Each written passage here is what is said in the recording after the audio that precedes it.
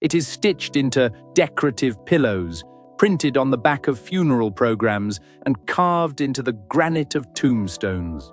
And the grammar of the poem itself actually fractures and shifts exactly when the threat of death appears.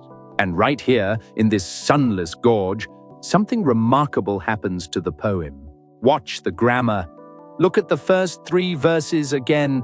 The Lord is my shepherd. He makes me lie down. He leads me. He restores my soul. It is entirely third person. David is talking about God. He is delivering a theological explanation to an outside audience. He is lecturing on how the shepherd operates in the light. But the second the flock steps into the Zalmavet, the lecture stops. The audience vanishes. The grammar abruptly fractures. I will fear no evil, for you are with me. He to you, third person to second person, from observation to direct address. David stops talking about God and starts talking directly to God. Think about what that means. You can talk about someone when they are standing on the other side of a field. But you do not talk about someone when you are pressed shoulder to shoulder in the pitch black. You talk to them when the pasture is green and the water is flat. It is easy to speak of God in the abstract.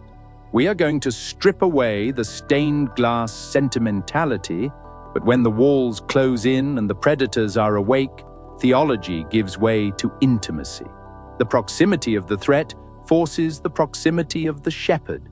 Intimacy triggers exactly at the point of maximum danger. The shepherd is close enough to touch, but he has not walked into the dark empty-handed. Thy rod and thy staff, they comfort me. We picture a gentle man leaning on a tall wooden cane. We imagine a prop. But David names 2 distinct objects, and neither of them is decorative.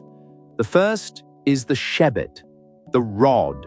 This is not a walking stick. It is a short, thick club, usually carved from the root base of a sapling where the wood is dense and knotted. A Judean shepherd would often embed the heavy end with shards of flint or pieces of iron. He wore it on his belt. He spent hours in the wilderness practicing throwing it at targets to achieve lethal accuracy. Walk through the physical environments of the ancient Judean desert piece by piece. The shebet is a weapon. It is an instrument of blunt force trauma. It exists for one reason: to crush the skull of anything that tries to eat the flock. If a viper slithers onto the narrow path, the rod shatters it. If a wolf breaks from the shadows, the shepherd swings the iron. The second tool is the mishina, the staff. This is the longer pole. It is the tool of guidance and rescue. A sheep is not only in danger from predators, it is in danger from its own lack of vision.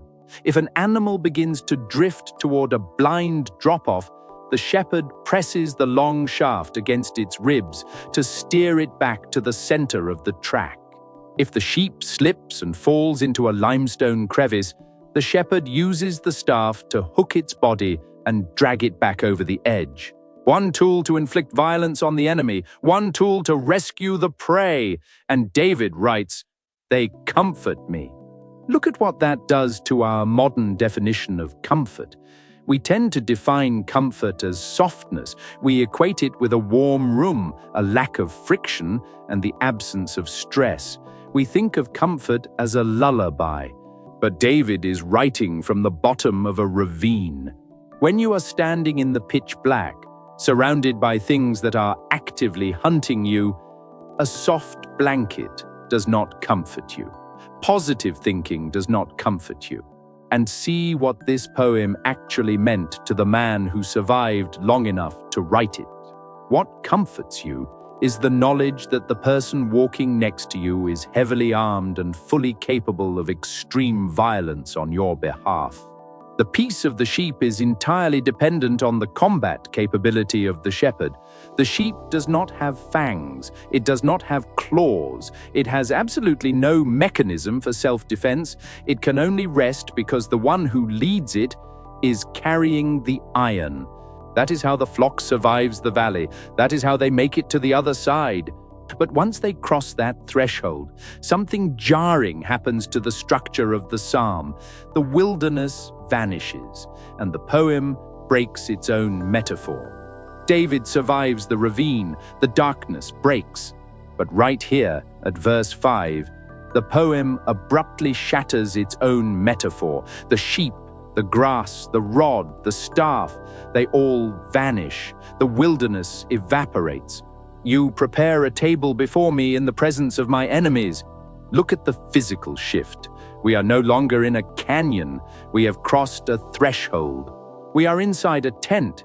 David has moved from the world of ancient shepherding into the bedrock legal system of the ancient Middle East, the law of hospitality. To a modern reader, a table is just a piece of furniture.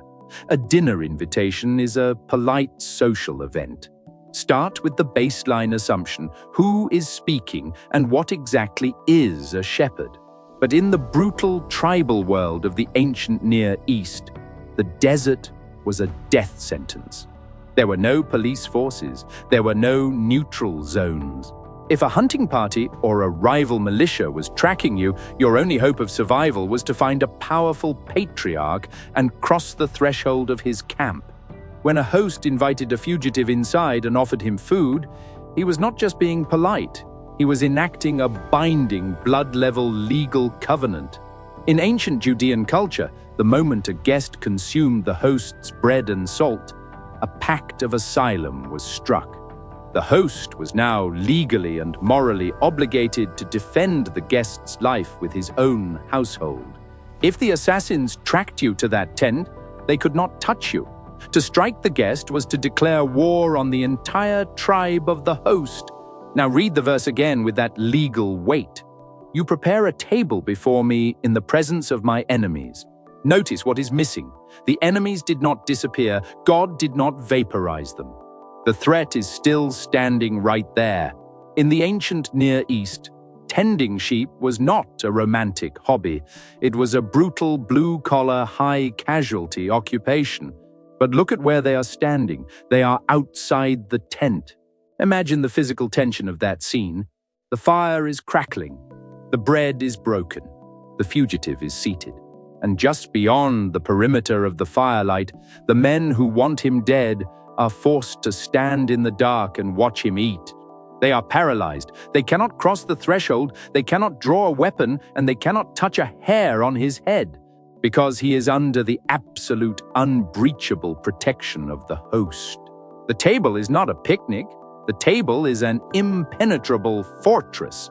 And the host does not just bare minimum feed the refugee, he elevates him. It meant weeks of isolation in scorching heat and freezing night winds. You anoint my head with oil. Sometimes modern commentators try to force this line back into the shepherding metaphor.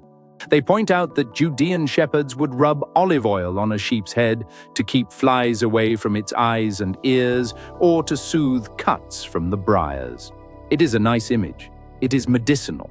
But David has already left the pasture. He is sitting inside the tent. And in the world of ancient Near Eastern hospitality, oil is not medicine. It is status. When a traveler stumbled out of the desert, baked by the sun and covered in the alkaline dust of the wilderness, a basic host would offer water to wash his feet. That was standard. But when a patriarch wanted to elevate someone, when he wanted to declare to the entire camp that this person was highly esteemed, he broke out the fragrant olive oil. He poured it over the guest's head. It cooled the skin. It masked the smell of sweat and fear. It required navigating a barren topography of limestone crags and steep ravines, constantly hunting for scarce calories. But primarily it was a public declaration. Think about the men standing in the dark just outside the firelight. The enemies who tracked David to the threshold are watching this happen. The host is not just giving the fugitive bare minimum asylum, he is treating him like royalty. He is saying, this man is not a burden. He is not a tolerated beggar taking up space in the corner of my tent. He is an honored dignitary, and he carries my full protection. And the host does not stop there. My cup overflows. In ancient tribal hospitality, asylum was ironclad, but it usually had a time limit.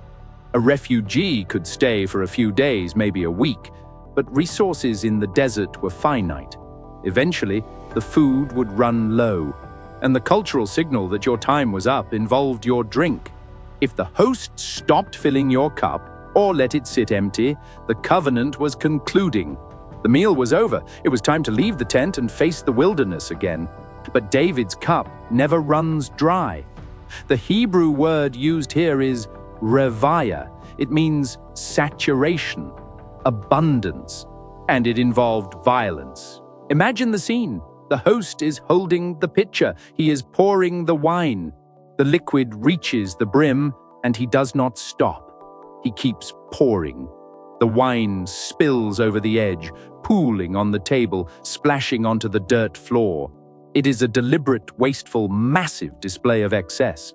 The overflowing cup is a legal message. It says, this provision will never run out. The asylum has no expiration date.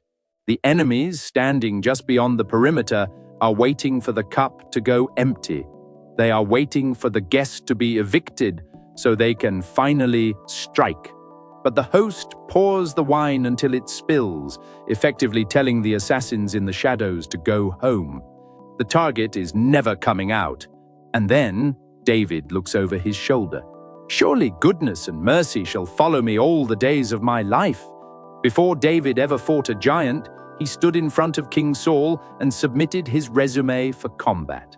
We read that and imagine two gentle, invisible shadows trailing quietly behind us. We think of a soft, lingering mood. But David is a warrior, and the Hebrew verb he chooses here is aggressive. The word translated as follow is radaf. Radaf does not mean to tag along. It does not mean to stroll behind. It means to hunt down, to aggressively pursue, to chase with intent to overtake. In the rest of the Old Testament, radaf is almost exclusively a military term. It is the word used when Pharaoh's chariots chased the Israelites into the Red Sea. It is the word used when Saul's army hunts David through the crags of En-Gedi. 6 words. The Lord is my shepherd. He did not cite military training. He cited his day job. It is the action of a predator locking on to prey. David takes the language of warfare and flips it upside down. For years, David had been hunted. He was radafed by bears. He was radafed by lions. He was radafed by an insane king who wanted his head on a spear. Every time he looked over his shoulder in the wilderness, death was closing the distance. But now, sitting in the tent of the ultimate host, he realizes the pursuit has changed. The things hunting him are no longer predators. He is being actively, aggressively hunted by goodness and mercy. The Hebrew word for mercy here is chesed. It is one of the most important words in the Bible. Your servant used to keep sheep for his father. It does not just mean pity. It means covenant loyalty. It means stubborn, unbreakable, legally binding love. David is saying, God's loyalty is not passive. It does not wait for me to find it. It operates like a military strike team. It tracks me through the ravines. It chases me through the dark. It hunts me down and overtakes me, no matter how fast I run or how far I drift.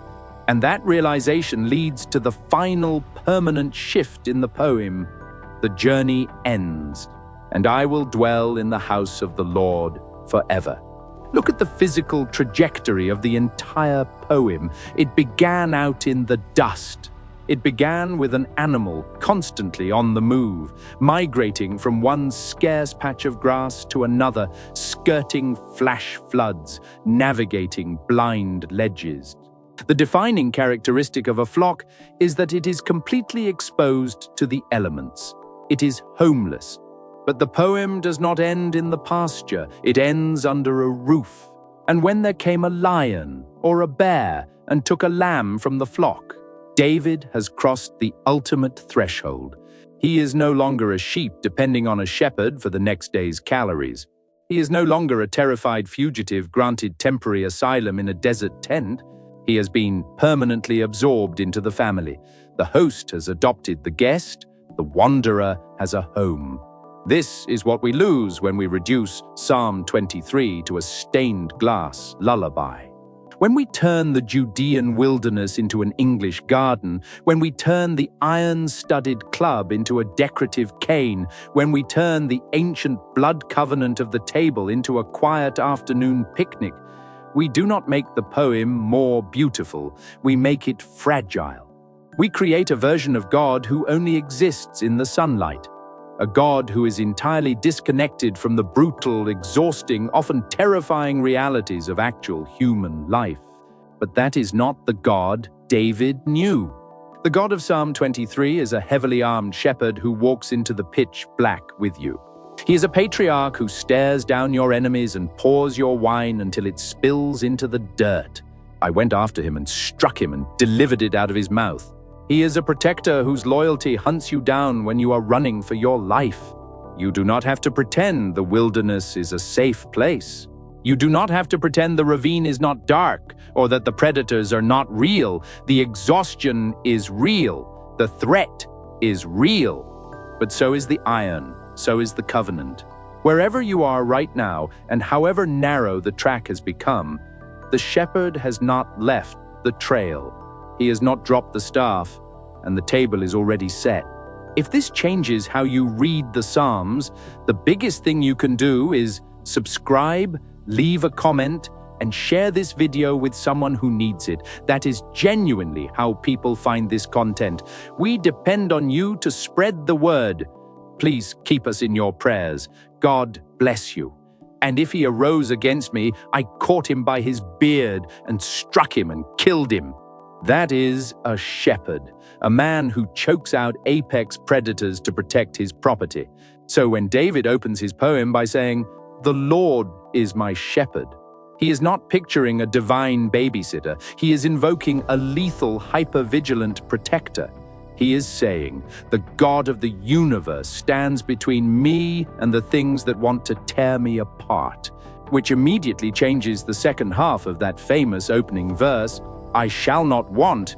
It is arguably the most famous poem in human history. To a modern reader, want sounds like desire. It sounds like a promise of luxury. I won't want for anything. My desires will be fulfilled. But the Hebrew word here is chaser. It means to lack, to decrease, to run completely out of a vital supply. It is a physical economic term.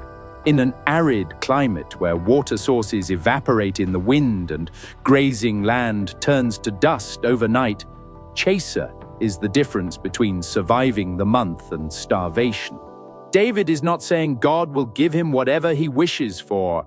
He is saying, in a wasteland engineered for death, my protector will ensure I do not run out of the absolute necessities for life. And to provide those necessities, the shepherd has to move. He makes me lie down in green pastures. Close your eyes and picture that. You probably see a lush, rolling hillside, thick with knee-high clover. But David lived and worked in the Judean wilderness. It is a brutal, lunar landscape of crushed limestone, baked dirt, and plunging ridges. A place where the sun turns the ground into an anvil. There are no meadows. So what is a green pasture? In this specific topography, moisture is scarce. It comes primarily from overnight dew blowing in off the Mediterranean.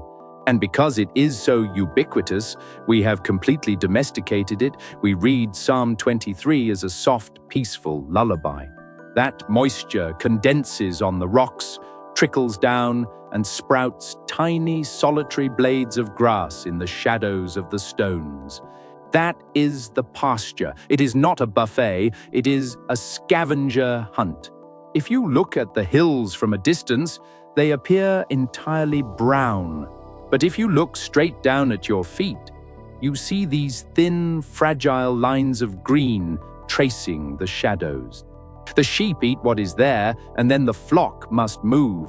A shepherd in this environment has to know exactly which side of the ridge will catch the morning wind. He has to know where the shadows fall and where the next mouthful of calories is hiding. To lie down in this environment means the shepherd has successfully mapped enough of these fleeting, scattered patches to actually let the animals stop and rest. It is a hard-won peace. And then comes the water. He leads me beside still waters. Again, the modern mind pictures a gentle, babbling brook. But water in the Middle Eastern desert is erratic and often violent. When rain falls miles away in the mountains, it funnels down the dry riverbeds, the wadis, creating massive, sudden flash floods. A dry canyon can become a roaring river in minutes.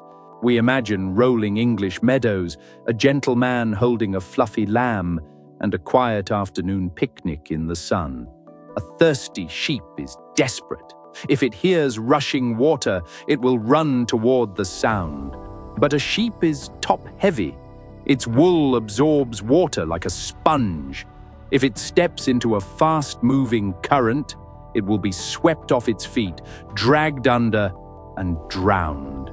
The Hebrew phrase here is me menuchot, waters of resting, waters of quietness.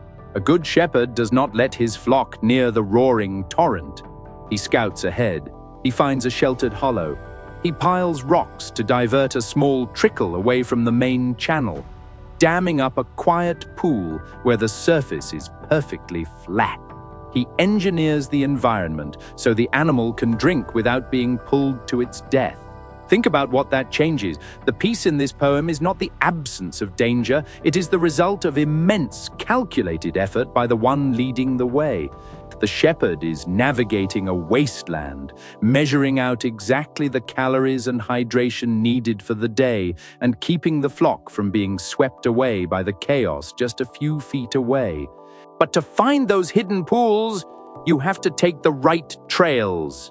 But the man who wrote it did not live in a European countryside. He lived in the Judean wilderness. Before the shepherd moves the flock, David writes a brief transition. He restores my soul. The Hebrew word for soul is nephesh. We tend to think of the soul as an immaterial ghost inside the human body. But in ancient Hebrew, nephesh originally meant throat. It meant breath. It meant physical vitality. To restore the nephesh is to literally catch your breath. It is a panting, overheated animal standing beside the engineered pool, lowering its heart rate and recovering its strength before the journey continues. And they have to continue. He leads me in paths of righteousness. Righteousness is a massive theological word. We hear it and immediately think of moral perfection. We imagine a highway of good behavior. But remember the primary metaphor. David is describing a physical flock in a physical wasteland. The Hebrew phrase here is ma'agle tzedek. Ma'agle means tracks, ruts, the well-worn grooves in the dirt. Tzedek means rightness, straightness, or accuracy. David is not talking about a moral high ground. He is talking about the right path, the accurate track. He was a 3,000-year-old warrior who spent his youth keeping flocks alive in a landscape that actively tried to kill them. The Judean hills are scarred with thousands of faint trails. Some were carved by seasonal winds. Some were cut by wild predators. If a flock wanders down a track that leads to a dead end or follows a ridge that abruptly terminates at a sheer limestone cliff, the animals are trapped. You cannot easily turn 100 panicked sheep around on a 2-foot ledge. The shepherd has to know the topography perfectly. He has to know which track is a trap and which track actually connects the thin pasture to the hidden water. He leads them in the right paths. But notice the motivation. Why does the shepherd do this? For his name's sake. This is not just religious language about God's glory, it is an economic reality of the ancient world. In David's era, A shepherd rarely owned the entire flock himself. He was a steward. He was either managing his father's wealth or he was contracted by a wealthy landowner. His name, his reputation, was his entire livelihood. If word reached the village that a shepherd was careless, that he lost animals to dehydration, or that he led them into an ambush, his career was over. His family was disgraced. No one would trust him with their property. When you read this psalm through the eyes of an ancient Middle Eastern shepherd, the green pastures are not what you think. A good shepherd brought the animals home alive because his own honor was on the line. David is making a staggering theological claim. He is saying that God's guidance is not dependent on how well the sheep behave. Sheep are notoriously directionless. God's guidance is guaranteed by his own character. He will guide the flock safely because his name is inextricably attached to their survival. But the right path is not always the easy path. To get to the next grazing ground, the accurate track sometimes drops straight into the dark.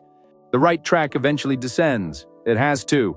In the Judean wilderness, to move from one high grazing plain to another, you cannot walk in a straight line. You must cross the ravines. Even though I walk through the valley of the shadow of death, I will fear no evil. We read that as a metaphor for dying. We read it at funerals. But for the working shepherd, this was a literal geographical location. The rod is not a walking cane.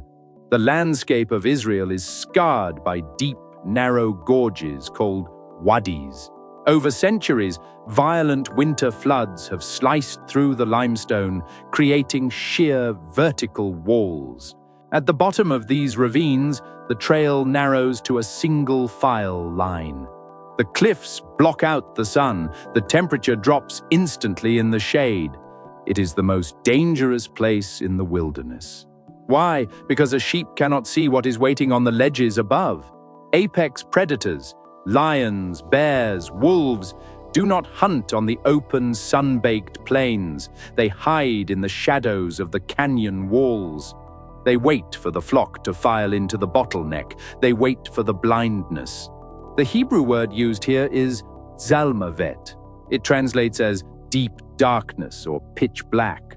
It is the physical absence of light where the rock walls close in.